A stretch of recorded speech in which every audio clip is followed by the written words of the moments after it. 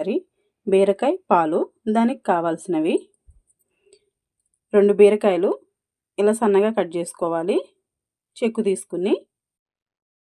పాలు 1 కప్పు, 2 ఉల్లిపాయలు సన్నగా కట్ చేసుకుని ఉంచుకోవాలి, పచ్చిమిర్చి 4 సన్నగా కట్ చేసుకోవాలి, ఒక 2 టమాటాలు సన్నగా కట్ చేసుకోవాలి, కరివేపాకు, కొత్తిమీర, కారం, పసుపు, ఉప్పు, ధనియాల పొడి, గరం మసాలా, నూనె, ఇంగువ.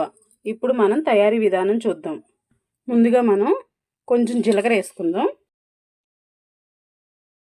కొద్దిగా ఆవాలు, ఇంగువ. ఇవి కొంచెం లైట్గా ఫ్రై అయిన తర్వాత పచ్చిమిర్చి వేసుకుందాం, కరివేపాకు, ఉల్లిపాయలు, 1 స్పూన్ సాల్ట్ వేసుకుందాం,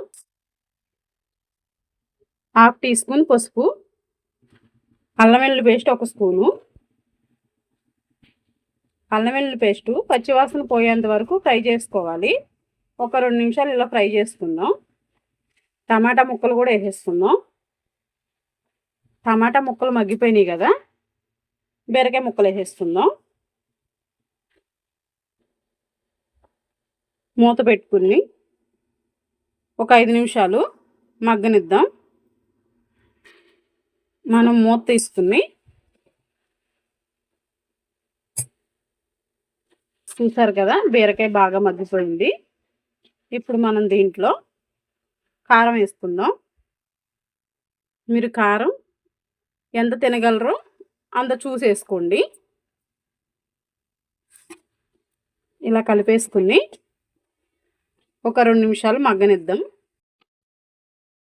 1 కప్పు పాలు పోసుకుందాం, పచ్చిపాలే. కొంచెం నీళ్ళు పోసుకుందాం. చాలా టేస్టీగా ఉంటుంది బీరకాయ పాలు, తొందరగా అయిపోతుంది కర్రీ కూడా మనకి. ఒక 2 నిమిషాలు మగ్గనిద్దాం. చూసారా, కర్రీ అయిపోవచ్చింది, అందుకే నూనె తేలుతుంది మనకి. ఇప్పుడు మనం 1 స్పూన్ ధనియాల పొడి, 1 స్పూన్ గరం మసాలా,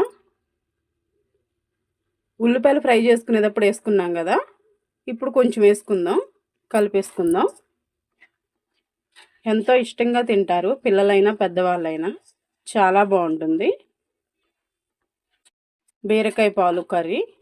రైస్లోకైనా, చపాతీలోకైనా, రోటీస్లోకైనా తినొచ్చు మనం. చాలా బాగుంటుంది కర్రీ మాత్రం. కర్రీ అయిపోయింది. ఇప్పుడు మనం కొంచెం కొత్తిమీర వేసుకుందాం. చూసారు కదా, ఎంతో టేస్ట్గా ఉండే బీరకాయ పాలు కర్రీ. మీరు కూడా ఒకసారి ట్రై చేయండి. ఎలా ఉందో కామెంట్ చేయండి, లైక్ చేయండి, షేర్ చేయండి, సబ్స్క్రైబ్ చేయండి.